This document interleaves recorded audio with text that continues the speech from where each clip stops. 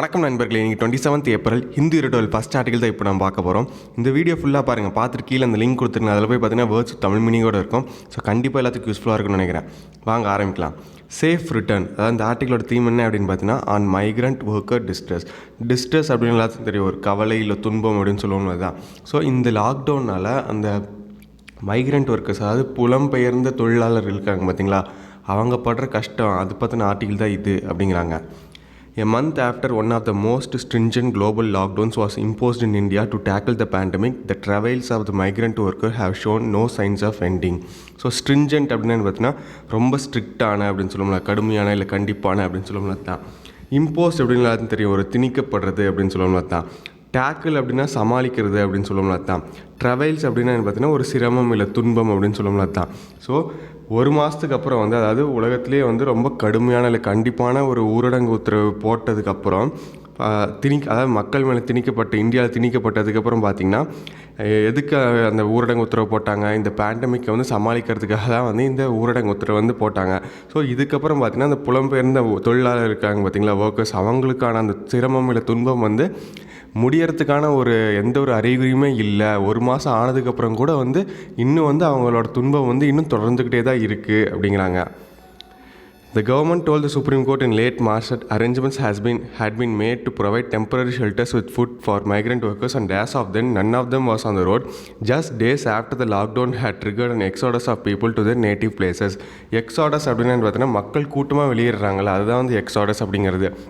So இந்த lockdown அறிவிச்சதுக்கப்புறம் government supreme court ஒரு விளக்கம் கொடுத்துருந்தாங்க. அதாவது இந்த புலம்பெயர்ந்த தொழிலாளர்களுக்காக அவங்க தங்குறதுக்கு, அதுக்கப்புறம் அவங்களுக்கான உணவு எல்லாமே ஏற்பாடாக இருக்குது அப்படின்னு சொல்லியிருந்தாங்க. அது எப்போ சொல்லியிருந்தாங்க, லாக்டவுனுக்கு கொஞ்ச நாளில் சொல்லியிருந்தாங்க. ஆனால் லாக்டவுன் போட்ட கொஞ்ச நாள்லேயே அங்கே அந்த மக்கள்லாம் பார்த்திங்கன்னா அதிகமாக துன்பப்பட ஆரம்பிச்சிட்டாங்க. அதுக்கப்புறம் அப்போ யாருமே தங்களோட ஊருக்கு போகிறதுக்கு அப்போ யாருமே போகலாம். ஆனால் கொஞ்ச நாளைக்கு அப்புறம் தன்னோட சொந்த ஊருக்கே போயிடலாம் அப்படின்னு நினச்சி மக்கள் கூட்டமாக வெளியேறினாங்க பார்த்தீங்களா, அப்போ தான் பிரச்சனையாச்சு அப்படிங்கிறாங்க.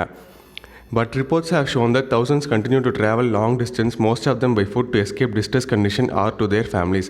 ஸோ ஆனால் இந்த சில ரிப்போர்ட்லாம் என்ன சொல்லுது அப்படின்னு பார்த்தீங்கன்னா, ஆயிரக்கணக்கான மக்கள் தொலைதூரமாக இருந்தாலும் நடந்தே பயணப்பட்டுருக்காங்க. எதுக்கு பயணப்பட்டுருக்காங்கன்னா, தங்களோட கஷ்டத்தை, அதாவது அவங்களுக்கான துன்பத்தை எப்படியாவது போக்கணும், தன்னோட குடும்பமும் இந்த துன்பம்லாம் படக்கூடாது அப்படிங்கிற ஒரு எண்ணத்தில் அவங்க சரி நடந்தே இப்போ நம்ம சொந்த ஊருக்கு போயிடலாம் அப்படின்னு கிளம்பிட்டாங்க அப்படிங்கிறாங்க.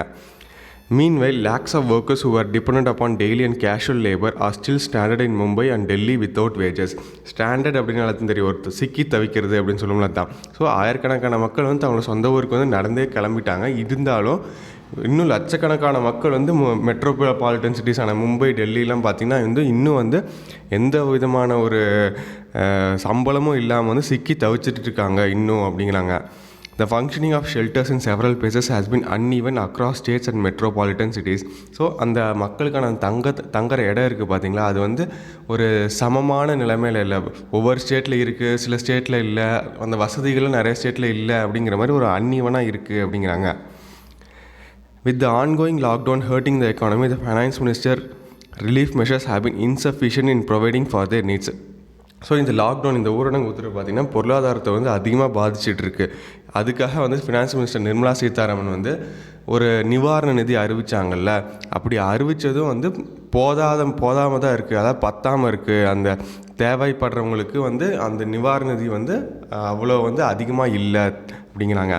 Some migrant workers who stare at a continuing loss of livelihoods in their adopted place of work are better off depending upon the social safety nets and familial support structures in their native places. So social safety nets அப்படின்னு பார்த்தீங்கன்னா, ஒவ்வொரு ஊர்லேயும் இந்த தன்னார்வ தொண்டர்கள் என்ஜிஓவில் இருப்பாங்க பார்த்தீங்களா, அதுதான் சோஷியல் சேஃப்டி நெட்ஸ் அப்படிம்பாங்க. ஸோ இந்த மாதிரி இந்த புலம்பெயர்ந்த தொழிலாளர்கள் அந்த எங்கே போய் வேலை பார்க்க போனாங்களோ அந்த இதில் இப்போதைக்கு ரொம்ப ஒரு கஷ்டமான சூழ்நிலை இருக்கிறனால அவங்க என்ன யோசித்தாங்க அப்படின்னு பார்த்தீங்கன்னா, இங்கே கஷ்டப்படுறதுக்கு பேசாமல் நம்ம சொந்த ஊருக்கு போயிட்டு அங்கே இருக்கிற என்ஜிஓ மூலியமாகவோ இல்லை தங்களோட சொந்தக்காரங்க மூலியமாகவோ வாழ்க்கையை எப்படியாவது ஓட்டிக்கலாம் அப்படிங்கிற மாதிரி தான் நினைக்கிறாங்க அப்படிங்கிறாங்க. They should be allowed to avail this in a dignified and human way. So dignified அப்படின்னு பார்த்தீங்கன்னா ஒரு கண்ணியமான இல்லை உன்னதமான அப்படின்னு சொல்லுவோம்ல தான். ஸோ மக்கள் தங்களோட சொந்த ஊருக்கு போகிறதுக்கு ஒரு கண்ணியமான ஒரு வழியை மனிதாபிமான ஒரு வழியை ஏற்படுத்தணும் அப்படிங்கிறாங்க. Restarting work under the MGNREGA that went dormant in the earlier period of the lockdown has provided an incentive for workers to leave for their native places. Dormant அப்படின்னா பார்த்தீங்கன்னா ஒரு செயலற்ற நிலையில் இருக்கிறது அப்படின்னு சொன்னாங்களா அதுதான். ஸோ அந்த ஃபஸ்ட் ஃபேஸ் ஆஃப் லாக்டவுன் போட்டப்போ வந்து எந்த ஒரு ஆக்டிவிட்டிக்குமே வந்து அலோவ் பண்ணல. ஸோ இப்போ வந்து கவர்மெண்ட் வந்து இந்த April 20க்கு அப்புறம் வந்து இந்த 100 நாள் வேலைவாய்ப்பு திட்டம் வந்து நீங்கள் திருப்பி ஆரம்பிச்சிடலாம், செயலற்ற நிலைமையில் இருந்துச்சுல்ல, இப்போ வந்து நீங்கள் ஆரம்பிச்சிடலான்னு வந்து சொல்லியிருந்தாங்க. ஸோ இது வந்து மக்களுக்கு வந்து ஒரு சலுகை மாதிரி இருந்துச்சு. சரி நம்ம ஊருக்கு போயிட்டாவது இனிமேல் வந்து நம்ம வந்து இந்த 100 நாள் வேலைவாய்ப்பு திட்டம் மூலிமா வந்து இது பண்ணிக்கலாம், பொழைச்சிக்கலாம் அப்படிங்கிற மாதிரி ஒரு மக்களுக்கு ஒரு எண்ணம் வந்துடுச்சு அப்படிங்கிறாங்க. It is evident that the option of keeping workers at their respective places is no longer viable and the center must work at ways to allow for their transport to their native places. Viable அப்படின்னா ஒரு சாத்தியமான விஷயம் அப்படின்னு சொல்லும்ல தான். So இதுலேருந்து என்ன தெரியுது அப்படின்னு பார்த்தீங்கன்னா, அந்த புலம்பெயர்ந்த மக்கள் இருக்காங்க பார்த்தீங்களா, அவங்களோட அந்த வேலை சூழ்நிலையை வந்து இனிமேல் வச்சிருக்கிறது ஒரு சாத்தியமான விஷயம் கிடையாது. இனிமேல் வந்து எப்போ வந்து அந்த அவங்களுக்கான வேலை இருக்குமா இல்லையா அப்படிங்கிறது வந்து கன்ஃபார்ம் கிடையாது இல்லை. அதனால் அவங்கள வந்து அந்த இடத்துல வச்சுக்கிறது இனிமேல் சாத்தியம் விஷயம் கிடையாது. அதனால் சென்ட்ரல் கவர்மெண்ட் வந்து அவங்கள வந்து அவங்களுக்கான அந்த போக்குவரத்தை வந்து ஏற்பாடு பண்ணி தரணும். தங்களோட சொந்த ஊருக்கு வந்து பத்திரமா போய் சேர்ற மாதிரி அந்த போக்குவரத்தை சென்ட்ரல் கவர்மெண்ட் வந்து ஏற்பாடு பண்ணி தரணும் அப்படிங்கிறாங்க. India, among other Asian countries such as its neighbors in the subcontinent, Malaysia and others, has managed to avoid the high fatalities and infection rates that have been seen in Europe and North America. Fatalities அப்படின்னா இறப்பு விகிதம் அப்படின்னு சொல்லுவோம்ல தான். So India வந்து மற்ற Asian கண்ட்ரிஸான சப்கான்டினென்டான Singapore, மலேசியாலாம் பார்த்திங்கன்னா வந்து இதே மாதிரி தான் அதிக இறப்பு விகிதம் வந்து கம்மியாக இருக்குது. எதனாலன்னு பார்த்திங்கன்னா, இந்த யூரோப்பு, நார்த் அமெரிக்காலாம் பார்த்திங்கன்னா அதிகமான மக்கள் வந்து இதனால் இறந்துருக்காங்க. இதே நம்ம நாடு, அதுக்கப்புறம் மற்ற ஏஷியன் கண்ட்ரிஸான மலேசியா, சிங்கப்பூர்லாம் பார்த்திங்கன்னா அந்த இறப்பு விகிதம் வந்து கம்மியாக இருக்குது. எதனாலன்னு பார்த்திங்கன்னா, நம்ம வந்து இந்த லாக்டவுன் ஊரடங்கு உத்தரவை வந்து ஸ்ட்ரிக்டாக ஃபாலோ பண்ணுறதுனால தான் அப்படிங்கிறாங்க.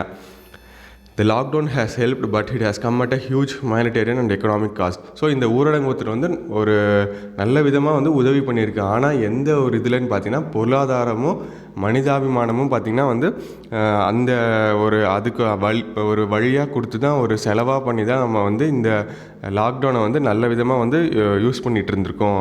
இந்த லாக்டவுன் வந்து இப்படி தான் வந்து ஹெல்ப் பண்ணியிருக்கு. அதாவது லாக்டவுன் வந்து எந்த விதத்தில் வந்து இந்த இறப்பு விதத்தை கம்மி பண்ணியிருக்கு அப்படின்னு பார்த்தீங்கன்னா, அதுக்கு பதிலாக அந்த நஷ்டம் வந்து பொருளாதாரத்துக்கும் ஒரு அந்த மனிதாபிமான அடிப்படைக்கும் தான் வந்து பார்த்திங்கன்னா இந்த நஷ்டம் வந்து வந்திருக்கு அப்படிங்கிறாங்க. லாக்டவுன் பண்ணது ஒரு நல்ல விஷயம் தான், ஆனால் பொருளாதாரத்தை வந்து நம்ம இது பண்ணிட்டோம் அப்படிங்கிறாங்க. The question of whether to extend a lockdown amid an economic crisis is a moral dilemma that can be resolved only through practical steps that compensate the poor and the workers in the unorganized sector and protect the world and the infirm. AMET அப்படின்னா இடையில அப்படின்னு சொல்லுவோம்ல அதுதான். Inform அப்படின்னு பார்த்தீங்கன்னா ஒரு பலவீனமானவர்கள் அப்படின்னு சொல்லுவோம்ல அதுதான். ஸோ இப்போ ஒரு கேள்வி வந்திருக்கு, திருப்பி இந்த லாக்டவுனை வந்து எக்ஸ்டெண்ட் பண்ணலாமா? அதாவது இப்போ ஏற்கனவே வந்து பொருளாதார சூழ்நிலை வந்து ரொம்ப மோசமாக இருக்குது. இதுக்கிடையில் இந்த லாக்டவுனை எக்ஸ்டெண்ட் பண்ணலாமா வேண்டாமா அப்படிங்கிற ஒரு டைலமா இருக்குது. ஒரு பண்ணலாமா வேண்டாமா அப்படிங்கிற அந்த குழப்பம் இன்னும் நீடிச்சுக்கிட்டு தான் இருக்குது. ஆனால் இது எப்படி பண்ணலாம் அப்படின்னு பார்த்தீங்கன்னா, ஒரு ப்ராக்டிக்கல் ஸ்டெப்ஸ், அதாவது வந்து ஒரு சாத்தியமான ஏதாவது ஒரு நடவடிக்கை எடுத்தால் தான் முடியும். அதாவது இதனால் வந்து அதிகமாக கஷ்டப்பட்டுட்டு இருக்க இந்த ஏழை மக்கள், அதுக்கப்புறம் வந்து இந்த அன்ஆர்கனைஸ் செக்டார், அதாவது தினக்கூலியில் வேலை செய்கிறாங்களா, அதுதான் வந்து அன்ஆர்கனைஸ் செக்டார் அப்படிங்கிறாங்க. ஸோ அவங்களுக்குலாம் வந்து எந்த ஒரு பிரச்சனையும் இல்லாமல் அவங்கள வந்து காப்பாற்றுற, அதாவது வயதானவர்கள், அதுக்கப்புறம் பலவீனமானவர்கள், இவங்களாம் வந்து காப்பாற்றுற மாதிரி ஒரு நிவாரண நிதியோ இல்லை வந்து அவங்களுக்கான ஒரு நல்ல திட்டமோ கொண்டு வந்ததுக்கப்புறம் வேணால் இந்த லாக்டவுனை எக்ஸ்டெண்ட் பண்ணுறதை பற்றி யோசிக்கலாம் அப்படிங்கிறாங்க. Maharashtra, the state with highest incidence of COVID-19 cases, besides having the largest number of migrant workers, has urged the center to plan and resume railway services for the laborers once the lockdown ends on May 3. It is a request the center must heed. Urged அப்படின்னா பார்த்தீங்கன்னா வலியுறுத்துறது இல்லை பரிந்துரைக்கிறது அப்படின்னு சொல்லுவோம்ல அதுதான். Heat அப்படின்னா பார்த்தீங்கன்னா கவனம் செலுத்துறது அப்படின்னு சொல்லுவோம்ல அதுதான். ஸோ இந்த கோவிட்-19 இந்தியாவில் வந்து அதிகமாக பாதிக்கப்பட்டிருக்கிற மாநிலமான மகாராஷ்டிரா வந்து அங்கே தான் வந்து அதிகமான இந்த புலம்பெயர்ந்த தொழிலாளர்கள் வந்து இருக்காங்க. அவங்க வந்து சென்ட்ரல் கவர்மெண்ட்டுக்கு வந்து வலியுறுத்தியிருக்காங்க. என்ன சொல்லியிருக்காங்க அப்படின்னு பார்த்தீங்கன்னா, May 3 வந்து முடியுதில்லை இந்த lockdown, second phase of lockdown முடிஞ்ச உடனே ரயில்வே சர்வீசஸ் வந்து நீங்கள் வந்து திரும்பி ஆரம்பிங்க. அந்த ரயில்வே சர்வீஸ் மூலிமா வந்து இங்கே வந்து கஷ்டப்பட்டு இருக்க அந்த தொழிலாளர்கள் அவங்க சொந்த ஊருக்கு போகிறதுக்கு வழிவகை செய்யணும் அப்படின்னு வந்து சொல்லியிருக்காங்க. ஸோ இந்த ஒரு கோரிக்கையை சென்ட்ரல் கவர்மெண்ட் வந்து இந்த கோரிக்கை மேலே ஒரு கவனம் செலுத்தணும் அப்படிங்கிறாங்க. It is futile trying to blame workers for flocking to railway station as happened in mid-April. ஃப்யூட்டைல் அப்படின்னு பார்த்தீங்கன்னா பயனற்றது அப்படின்னு சொல்லுவோம்ல அதுதான். ஃப்ளாக்கிங் அப்படின்னா கூட்டமாக செல்வது அப்படின்னு சொல்லுவோம்ல அதுதான். ஸோ இந்த மாதிரி வந்து இந்த லாக்டவுன் அறிவித்தப்போ தங்களோட சொந்த ஊருக்கு போகிறதுக்காக எல்லாருமே வந்து அந்த மிட் ஏப்ரலில் வந்து அப்படியே கூட்டமாக வந்து சேர்ந்து இது பண்ணாங்க. சமூக விலகல் கடைப்பிடிக்காமல் கூட்டமாக எல்லோரும் வந்து கும்பலாக வந்து போனாங்க. ஸோ இதுக்கு வந்து அவங்க மேலே வந்து பழி சுமத்துறது ஒரு பயனற்ற விஷயம் அப்படிங்கிறாங்க. States such as Madhya Pradesh and Uttar Pradesh are also gearing up to facilitate their return. Gearing up அப்படின்னா என்னென்னு பார்த்தீங்கன்னா தாங்களே வந்து தயார்படுத்திக் கொள்வது அப்படின்னு சொல்லுவோம்ல தான். ஸோ மற்ற மாநிலங்களான மத்திய பிரதேஷ் உத்தர் பிரதேஷ்லாம் வந்து தங்கள் மாநிலத்தில் வந்து இப்போ சிக்கி தவிச்சிட்டு இருக்கிற அந்த வேறு மாநிலத்துலேருந்து வந்த புலம்பெயர்ந்து தொழிலாளர்கள் இருக்காங்க பார்த்தீங்களா, அவங்கள வந்து திருப்பி அவங்க சொந்த ஊருக்கே வந்து திருப்பி அனுப்புறதுக்கான எல்லா வழிவகைகளையும் செய்ய தயாராக இருக்காங்க அப்படிங்கிறாங்க. These steps are welcome. So இந்த மாதிரி நடவடிக்கைகள்லாம் எடுக்கிறது வந்து ஒரு வரவேற்கத்தக்க விஷயம் அப்படிங்கிறாங்க. Allowing migrant travel in a safe way by train that provides for the necessary physical distancing is the least that the government can do.